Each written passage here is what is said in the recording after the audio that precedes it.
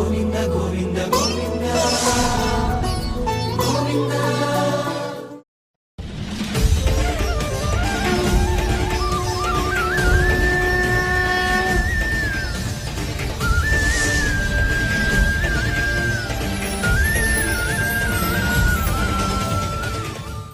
ఓం నమో వెంకటేశాయ. ఏడుకొండలవాడ వెంకటరమణ గోవింద గోవింద. శ్రీ శ్రీనివాస శ్రీ వెంకటేశ గోవింద గోవింద. కలియుగ ప్రత్యక్ష దైవం శ్రీనివాస పరబ్రహ్మ అనుగ్రహ విశేషంతో శ్రీమద్భాగవతంలో ఏకాదశ స్కంధంలోని విశేషాలు యథాశక్తి తెలుసుకుంటున్నాం. నారాయణం నమస్కృత్య నరం చైవ నరోత్తమం దేవీం సరస్వతీం వ్యాసం తతో జయముదీరయేత్. సుఖయోగీంద్రుల వారు పరీక్షిన్ మహారాజునకు భగవల్లీలా విశేషాలను వర్ణించి చెబుతూ ఉన్నారు. నిమి చక్రవర్తికి వృషభదేవుని పుత్రులకు జరిగినటువంటి సంవాదాన్ని వివరించేటువంటి అద్భుతమైనటువంటి సన్నివేశం. అందులో చమసుడనే పేరు కలిగినటువంటి వృషభదేవుని పుత్రుడు నిమి చక్రవర్తితో చెబుతూ ఉన్నారు. యద్ఘ్రాణ భక్షో విహితస్సురాయాః తథా పశోరాలభనం న హింస ఏవం యవాయః ప్రజయా నరత్య ఇమం విశుద్ధం న విదుస్వధర్మం. భక్తి మార్గాన్ని ఇష్టపడనటువంటి వాళ్ళు ఎలా ఉంటారు, అసలు భగవంతుణ్ణి విశ్వసించకుండా భగవద్భక్తుల్ని నిందించే వారి స్వరూపం ఎలా ఉంటుంది అని నిమి చక్రవర్తి ప్రశ్నిస్తే దానికి సమాధానం చెబుతూ చమసుల వారు చెప్పినటువంటి శ్లోకం ఇది. యద్ఘ్రాణ భక్షో విహితస్సురాయాః తథా పశోరాలభనం న హింస. వేదములలో ఎక్కడైనా ఒక చోట కొన్ని నియమాలు విధించబడున్నాయి. ఆ నియమములు ఎప్పుడూ ఆచరించమని ప్రోత్సహించటం అనేది లేదు.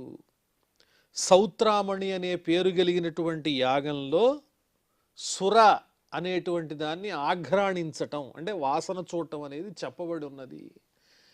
అది యజ్ఞకర్మలో ఒక విధిగా నియమింపబడింది. అంతే తప్ప ఈ సురాపానం అనేటువంటి దాన్ని చెయ్యాలి అని ఎక్కడ చెప్పబడలేదు వేదంలో.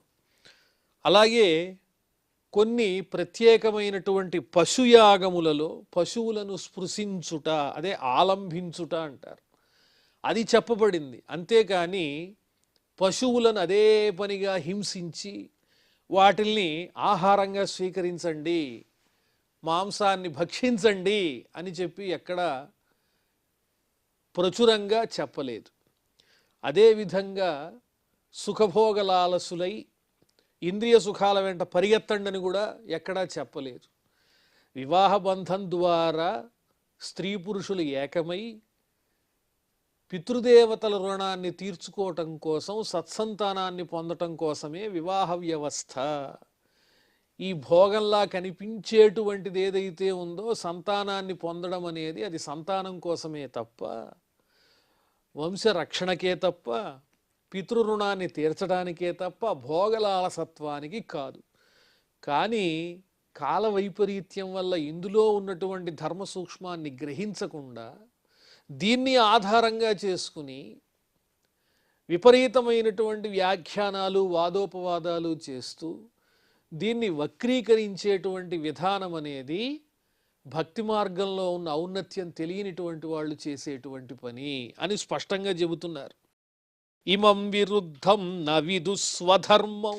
నిజమైనటువంటి ధర్మాన్ని తెలుసుకోకుండా సుఖభోగాలు అనుభవించటానికి, సురాపానం చేయటానికి, అదేవిధంగా మాంసభక్షణ అదే పనిగా చెయ్యటానికి ఇష్టపడుతూ ఉంటారు. భగవంతుని యొక్క మార్గాన్ని తెలియనటువంటి వారని చెబుతూ ఏ త్వనేవం విదో అసంతః స్తబ్ధాః సదభిమానినః పశూన్ దృహ్యంతి విశ్రబ్ధాః ప్రేత్య ఖాదంతి తే చ తాన్. ఈ నిజమైన ధర్మ సూక్ష్మాన్ని తెలియనటువంటి వాళ్ళు అయోగ్యులు, అహంకారులు. అహంకారులు ఏం చేస్తారు? ఎదుటి వాళ్ళ మాటని వినిపించుకోరు. మనం చెప్పింది ఎదుటివాళ్ళు వినవలసిందే తప్ప ఎదుటివాళ్ళు సత్యం చెబుతున్నా అంగీకరించకూడదు అనే నియమంతోనే వాదోపవాదాలు చేస్తారు. అందులో సత్యం ఉండొచ్చు, అసత్యమే ఎక్కువ ఉంటుంది, సత్య లేశం కూడా లేకపోవచ్చు. కానీ ప్రధానమైనటువంటి విషయం ఏమిటంటే అందులో నెగ్గాలి, నేను చెప్పింది నిజమని అందరూ విశ్వసించాలి అనేటువంటి పట్టుదలతో, అలాంటి వాదములతో, అహంకారంతో భగవత్తత్వం తెలియనటువంటి వాళ్ళు అనేక రకాలైనటువంటి వక్రభాష్యములతో పశుహింసను ప్రత్యేకంగా కావాలని చేసి ఆ పశువులకు సంబంధించినటువంటి మాంసాన్ని భక్షిస్తూ ఉంటారు. ఆ పశుహింస చేయటం వల్ల నష్టం ఏమిటంటే ఏ పశువులనైతే సంహరించి వాటిని భుజిస్తామో అవి మన కోసం మనం మరణించిన తర్వాత సిద్ధంగా ఉంటాయి. ఆ పైలోకంలో అవి మనని పీడిస్తాయి అని చెబుతున్నారు. ప్రేత్య ఖాదంతి తేచతాన్, అవి పరలోకంలో ఉండి మనని భక్షిస్తాయి అవి. కాబట్టి పశుహింస చేయకూడదు అని చెబుతున్నారు. ద్విషంతః పరకాయేషు స్వాత్మానం హరిమీశ్వరం మృతకేశానుబంధేస్మిన్ బద్ధస్నేహాః పతంత్యథః. పరమాత్ముడు అందరి దేహాల్లోనూ ఉన్నాడు అనేది ఉత్తమమైనటువంటి చక్కటి ఆలోచన. అదే అలాగే ఆలోచించాలి, అదే నిజం కూడా. కానీ ఇతరుల యొక్క దేహాలను, వారి స్వరూపాలను ద్వేషిస్తూ ఉంటారు. దేనికోసం? అశాశ్వతమైన ఈ దేహం మనం పొందినందుకు గాను ఈ దేహంతో ఏదో మనం గొప్పతనాన్ని సాధించేసాం, అందరికన్నా అత్యుత్తమమైనటువంటి స్థాయిలో ఉన్నాము, వీళ్ళంతా మన ముందు స్వల్పులు, పామరులు, అజ్ఞానులు అనేటువంటి భావావేశాలన్నీ లోపల పెట్టుకుని తరతమ భేదములతో అందరినీ భిన్న భిన్నాలుగా తక్కువ చేయటము, అన్యథా చేయటము, ఈ విధంగా తృణప్రాయంగా భావించటము, ద్వేషించటము, ఇలాంటివన్నీ చేస్తూ అన్ని దేహములలో అంతర్యామిగా పరమాత్ముడున్నాడనేటువంటి నిజాన్ని తెలుసుకోలేక, తెలిసినా అంగీకరించలేక వాళ్ళు పరమాత్మనే ద్వేషించినటువంటి వాళ్ళు అవుతున్నారు. ఈ దేహాన్ని బట్టి ఈ లోకంలో మనకు కనిపించేటువంటి బంధాలు ఏవైతే ఉంటాయో ఆ బంధములను శాశ్వతం అనుకుని కొన్ని బంధాలను ఇష్టపడుతూ ఉంటారు, కొన్ని బంధాలను తిరస్కరిస్తూ ఉంటారు. ఈ రకంగా భగవంతుని అనుగ్రహానికి దూరమవుతూ ఉంటారయ్యా నిమిచక్రవర్తి. ఏ కైవల్యం అసంప్రాప్తా ఏవా నీతాశ్చ మూఢతాం త్రైవర్గికాః యక్షణికాః ఆత్మానం ఘాతయంతి తే. ఈ జీవితం అనేటువంటిది క్షణభంగురము అనే విషయాన్ని తెలుసుకోలేక తమని తామే హింసించుకుంటూ ఉంటారు. అంటే పతనమైపోతూ ఉంటారు నానాటికి. ఏవైతే ధర్మార్థకామ మోక్షాలు, చతుర్విధ పురుషార్థాలు ఉన్నాయో అందులో మోక్షం అనే దాన్ని పొందే స్థాయికి చేరుకోకుండా ఈ మూడిటితోనే ఆగిపోతూ ఉంటారు. అది వారిని వారు మోసం చేసుకోవటమే. దీనికి ప్రధానమైన కారణం ఏమిటి అంటే ఈ క్షణికమైనటువంటి సుఖములు కానీ దేహాదులే నిజమని భ్రాంతి చెందడం తప్ప వేరొకటి కాదు. మూఢతాం నీతాః, అజ్ఞానాన్ని పొందబడినటువంటి వారై, పొందింపబడినటువంటి వారై, క్షణికమైనటువంటి బుద్భుతప్రాయమైనటువంటి ఈ దేహాదులను శాశ్వతమని భ్రాంతి చెంది పరమాత్మ అనుగ్రహానికి దూరం అవుతారయ్యా. ఏత ఆత్మహనో అశాంతాః అజ్ఞానే జ్ఞానమానినః సీదంత్యకృతకృత్యా వై కాలధ్వస్త మనోరథాః. వీళ్ళు తినే అన్నంలో వీళ్ళే ఇసుక పోసుకున్నట్టుగా తమని తామే భ్రష్టు పట్టించుకుంటూ ఉంటారు. తెలియకపోవటం వల్ల వారికి ఎప్పుడూ శాంతి ఉండదు. కోరికలు మితిమీరిపోయినటువంటి వాడికి శాంతి ఎక్కడుంటుంది? ఇది కాకపోతే ఇంకోటి, అది కాకపోతే ఇంకోటి, ఏదో కావాలి కావాలి అని కోరిక తప్ప ఆ కావాలనేటువంటి కీర్తి కానీ ధనం కానీ ఈ రెండు చిట్ట చివరికి మిగిలేవి కాదు, నశించేవి. ఈ దేహమే నశించేది అనేటువంటి ఆ జ్ఞానప్రదమైన ఆలోచన లేకపోవటం చేత తమని తాము పండితులుగా భావన చేసుకుంటూ అజ్ఞానంలోనే సంచరిస్తూ కృతార్థము కానటువంటి జీవితాన్ని గడుపుతూ ఉంటారు. ఈ తాపత్రయాలతోనే ఈ కాలం అనేటువంటి మృత్యువు మీద పడుతుంది. ఈ ఆశలు ఎప్పటికీ నెరవేరవుగా, ఒకటి తర్వాత ఒకటి ఆశపడుతూనే ఉంటారు. దీంతోనే కాలం గడిచిపోయి ఈలోపు జరామరణములు ప్రాప్తిస్తాయి, రోగాలు వచ్చేస్తాయి, ఆ మృత్యువు కబళిస్తుంది. అసంపూర్ణంగానే నిజమైనటువంటి జ్ఞానాన్ని అర్థం చేసుకోకుండానే, భగవద్ అనుగ్రహం సాధించకుండానే మృత్యువు పాలిట పడుతూ ఉంటారు.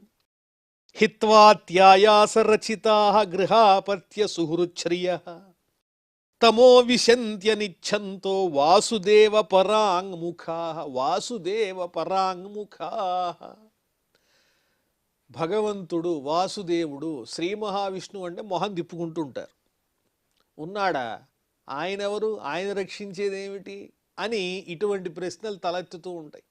ఆ విధంగా వాసుదేవుని పట్ల ఇష్టం లేనటువంటి వారై ఎంతో ప్రయాసపడుతూ ఆయాసంతో ఇళ్ళు గట్టి ఐశ్వర్యాన్ని సాధించి అలాగే సంతానంతో మమైకమై మోహాన్ని పొంది స్నేహితులు సంపదలు ఇవన్నీ శాశ్వతం అనుకుని అయ్యయ్యో ఇదంతా కాదు కావలసింది, వీటితో మనం తామరాకు మీద నీటి బొట్టులా ఉండాలి, బంధాలతో వాసుదేవుని పరులమై ఉండాలి, విష్ణు భక్తులమై ఉండాలి అనే విషయాన్ని పెడచెవిని పెట్టి అసత్యమైన విషయాల కోసం పాకులాడి చిట్ట చివరికి వాటిలన్నిటినీ విడిచిపెట్టేసి నరకంలో వెళ్ళి పడతారు. అసలైనటువంటి ఆ భగవత్తత్వాన్ని అర్థం చేసుకోరు. రాజోవాచ. ఈ విధంగా చక్కగా ఆ చమసులనే పేరు కలిగినటువంటి మహానుభావుడు వృషభదేవుని పుత్రుడు ఎవరైతే భగవంతుణ్ణి ద్వేషిస్తూ ఉంటారో, హితాన్ని విడిచిపెట్టి ప్రియం కోసం పాకులాడుతూ ఉంటారో, వాళ్ళ స్వరూపాన్ని కళ్ళకి కట్టినట్లుగా చూపించారు ఆ మహారాజుకి మాటలతో. అప్పుడు నిమి చక్రవర్తి ఇంకో ప్రశ్న అడుగుతున్నారు. కస్మిన్ కాలే స భగవాన్ కిం వర్ణః కీదృశో నృభిః నామ్నా వా కేన విధినా పూజ్యతే తదిహోచ్యతాం. స్వామి చక్కగా విషయాలన్నీ చెప్పారు. ఇప్పుడు నాది ఇంకో ప్రశ్న. పరమాత్ముడు అనేక రకాలుగా అవతరిస్తూ ఉంటాడని మీరు గతంలోనే చెప్పారు. మరి ఆయా యుగములలో పరమాత్ముడు ఏ ఏ విధంగా ఉంటాడు, ఏ ఏ వర్ణములతో ఉంటాడు, ఏ ఏ పేర్లతో ఉంటాడో చెప్పండి. కృతయుగము, త్రేతాయుగము, ద్వాపర యుగము, కలియుగము, ఈ నాలుగిటిని కలిపి ఒక మహాయుగం అంటారు. ఆయా యుగములలో పరమాత్ముడు చక్కగా అవతరిస్తూనే ఉంటాడు, భక్తులచే పూజింపబడుతూ ఉంటాడు, ఒక స్వరూపంలో పూజింపబడుతూ ఉంటాడు. ఆ పూజింపబడేటువంటి స్వరూపం ఎలా ఉంటుంది, ఏ వర్ణంలో ఉంటుంది అని వర్ణించి చెప్పండి. కృతయుగంలో ఏ వర్ణంతో ఉంటాడు, ఏ విధంగా పూజింపబడుతూ ఉంటాడు, జనుల చేత ఆరాధింపబడుతూ ఉంటాడు, ఏ స్వరూపంలో, అవన్నీ చెప్పండి అన్నారు. కరభాజన ఉవాచ. అప్పుడు ఆ వృషభదేవుని పుత్రులలో కరభాజనుడనే పేరు కలిగినటువంటి ముని ఈ విధంగా చెబుతున్నారు. కృతం త్రేతా ద్వాపరంచ కలిరిత్యేషు కేశవః నానావర్ణాభిధాకారో నానైవ విధినే జ్యతే. కృతయుగము, త్రేతాయుగము, ద్వాపర యుగము, కలియుగము అని 4 ఉన్నాయి కదా. ఈ 4 యుగములలో అనేక రకములైనటువంటి వర్ణములతో అనేక స్వరూపాలతో ఆ స్వామి చక్కగా విధి ప్రకారం శాస్త్ర ప్రకారము పూజింపబడుతూ ఉంటాడు ప్రజల చేత అని చెబుతూ, కృతే శుక్ల చతుర్బాహు జటిలో వల్కలాంబరః కృష్ణాజినోపవీతాక్షాన్ బిభ్రదండ కమండలు. మొదటిదైనటువంటి కృతయుగంలో స్వామి యొక్క వర్ణం ఎలా ఉంటుందంటే శుక్ల, తెల్లనైనటువంటి వర్ణము కలిగి ఉంటాడు, రంగు. 4 బాహువులు ఉంటాయి. జటిల, జటాజూట ఉంటుంది. అలాగే వల్కలాంబర, నారవస్త్రాలు ధరించి ఉంటాడు. జింక చర్మమును, నల్ల జింక చర్మమును ధరించి ఉంటాడు. అలాగే యజ్ఞోపవీతాన్ని ధరించి ఉంటాడు. జపమాలను ధరించి ఉంటాడు. దండ కమండలాలు ఉంటాయి. ఈ విధమైనటువంటి స్వరూపంతో కృతయుగంలో స్వామి యొక్క స్వరూపం ఉంటుంది. 4 బాహువులు, జటాజూటము, అదేవిధంగా నార వస్త్రములు, వల్కల వస్త్రములు, కృష్ణాజినము, దండ కమండలాలు, జపమాల ఇవన్నీ ధరించి ఉంటాడు. తెల్లని రంగుతో ప్రకాశిస్తూ ఉంటాడు. మనుష్యాస్తు తదాశ అంతాహ నిర్వైరాహ సుహృద సమాహ యజంతి తపసా దేవం శమేన చ దమేన చ.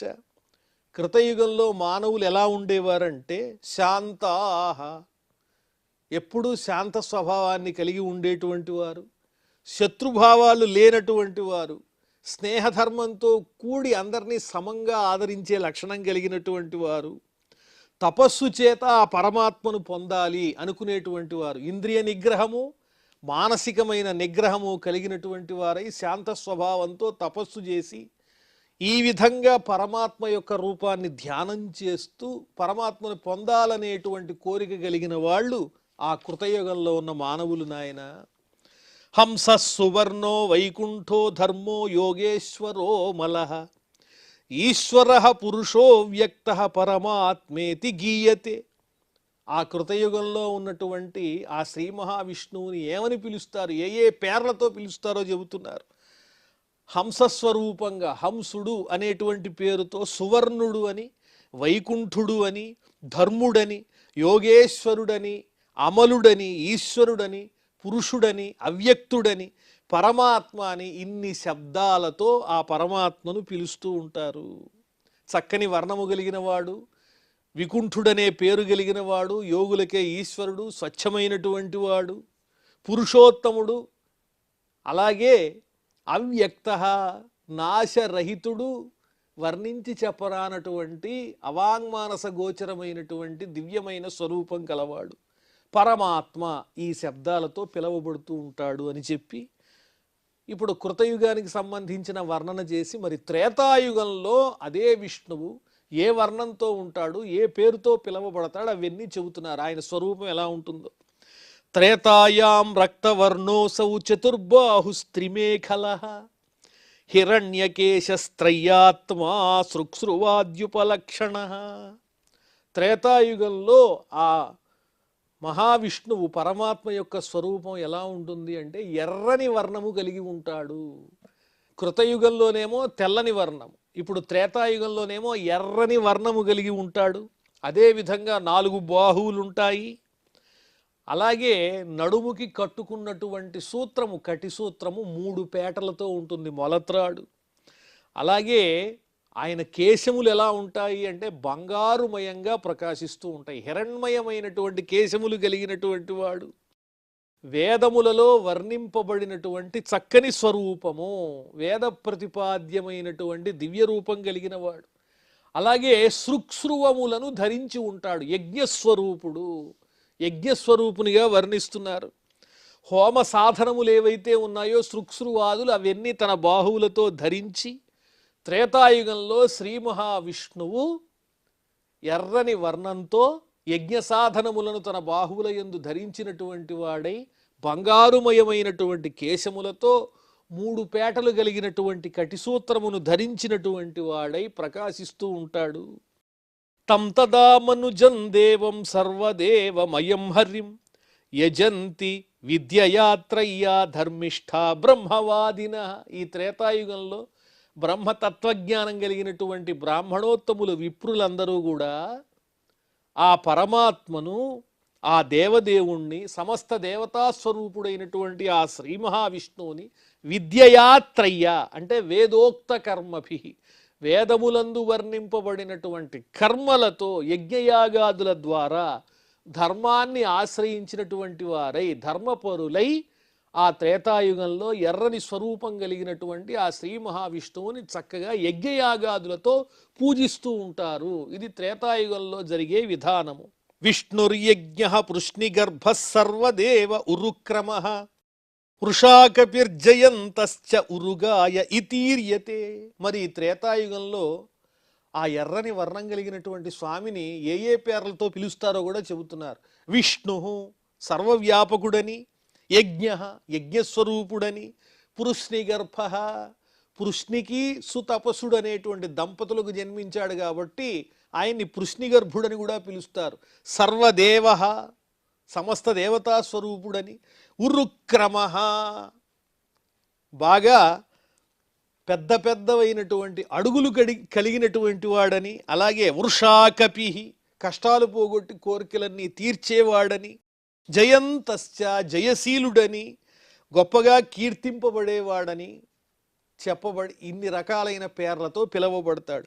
విష్ణువు, యజ్ఞుడు, పృశ్నిగర్భుడు, సర్వదేవుడు, ఉరుక్రముడు, వృషాకపి, అలాగే జయంతుడు, ఉరుగాయుడు అనేటువంటి పేర్లతో ఈ త్రేతాయుగంలో ఎర్రనైన వర్ణము కలిగినటువంటి ఆ శ్రీ మహావిష్ణువు పిలువబడుతూ ఉంటాడు. ద్వాపరే భగవాన్ శ్యామః పీతవాసా నిజాయుధ శ్రీవత్సాదిభిరంకైశ్చ లక్షణైరుపలక్షితః. ఇంకా ద్వాపర యుగంలో ఏ విధంగా ఉంటాడు శ్రీ మహావిష్ణువు? ఆయన స్వరూపం భగవాన్, పరమాత్ముడైనటువంటి ఆ శ్రీ మహావిష్ణువు శ్యామః, శ్యామవర్ణం కలిగి ఉంటాడు. పీతవాసాహ, పచ్చని వస్త్రములను ధరించి ఉంటాడు. నిజాయుధ, తన ఆయుధములైనటువంటి శంఖచక్ర గద ఇత్యాదిగా కలిగిన ఆయుధములను ధరించి ఉంటాడు. శ్రీవత్సాదిభిరంకైశ్చ లక్షణైరుపలక్షిత, శ్రీవత్సం అనేటువంటి చక్కని పుట్టుమచ్చ హృదయమునందు కలిగినటువంటి వాడు, కౌస్తుభమణిని ధరించినటువంటి వాడు, ఇలాంటి చక్కని లక్షణములతో ప్రకాశిస్తూ శ్యామవర్ణంతో ప్రకాశిస్తూ ఉంటాడు ఈ ద్వాపర యుగంలో పరమాత్ముడు. తం తదా పురుషం మర్త్యాః మహారాజోపలక్షణం యజంతి వేదతంత్రాభ్యాం పరం జిజ్ఞాసవో నృప. అటువంటి మూర్తిని, అటువంటి స్వరూపంలో ఉన్న శ్రీ మహావిష్ణువుని ద్వాపర యుగంలో ఏ విధంగా అర్చించారు అంటే, మర్త్యాహ మానవులు, మహారాజోపలక్షణం, ఎలా ఉన్నాడు ఆయన అంటే మహారాజు యొక్క చిహ్నములు ఎలా ఉంటాయో అటువంటి గొప్పదైనటువంటి చక్కని ఆభరణములతో, అలంకారములతో, ఆయుధములతో ప్రకాశిస్తూ విరాజిల్లేటువంటి ఆ స్వామిని వేదతంత్రాభ్యాం యజంతి అంటే వైదికేన ఆగమికేన చ మార్గేణ, వైదిక మార్గంతో ఆగమ సంబంధమైనటువంటి అర్చనాదులతో ఆ పరమాత్మను చక్కగా పూజిస్తారు, ఆ మార్గంతో పూజిస్తారు. పరం జిజ్ఞాసవ, ఎవరైతే ఆ పరమాత్మైన శ్రీ మహావిష్ణువుని తెలుసుకోవాలనుకుంటారో, ఆయన గురించి తెలియగోరేవారు ద్వాపర యుగంలో ఈ రెండు మార్గములతో, వైదిక మార్గము, ఆగమిక మార్గం అనేటువంటి రెండు మార్గములతో పరమాత్మను అర్చనాదుల ద్వారా, అదేవిధంగా యజ్ఞయాగాదుల ద్వారా ఆ పరమాత్మను చక్కగా పూజిస్తారు.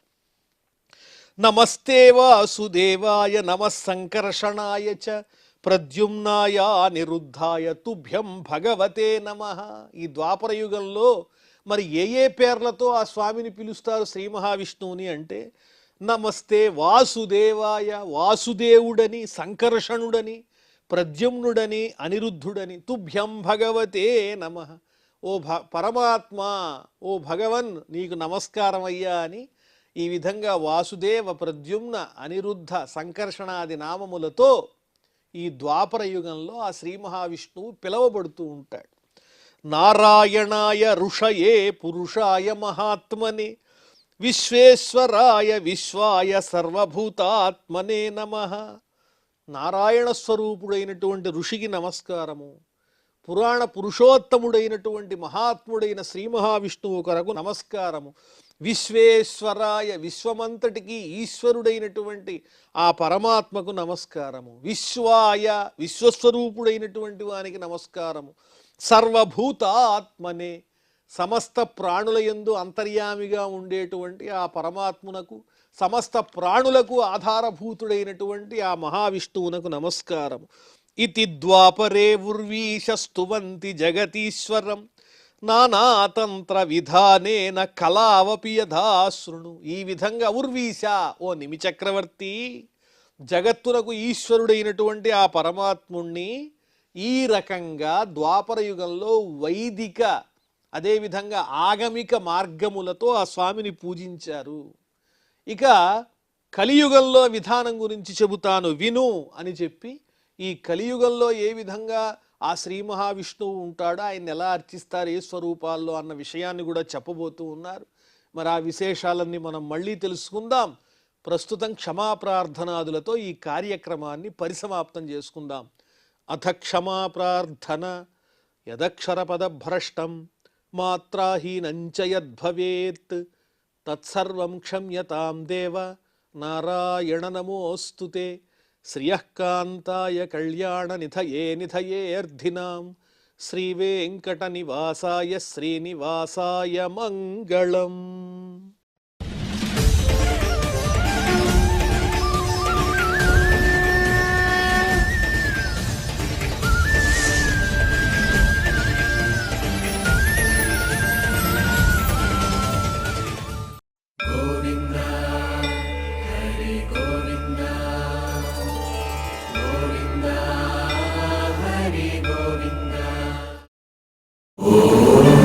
నమో నారాయణాయ.